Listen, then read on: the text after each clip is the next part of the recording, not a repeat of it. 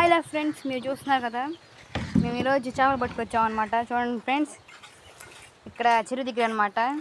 పడుతున్నా కొంచెం వస్తున్నాయి. నిన్న మొన్న ఇప్పుడు పట్టుకొచ్చాం, వీడియో తీసి చూపించాం అనమాట. చూడండి ఫ్రెండ్స్, ఈ బేట్ పడాలంటే ఎక్కువ రేట్ అవుతుంది. చూడండి ఫ్రెండ్స్, ఇప్పుడు వీటి పేర్లు చెబుతాము.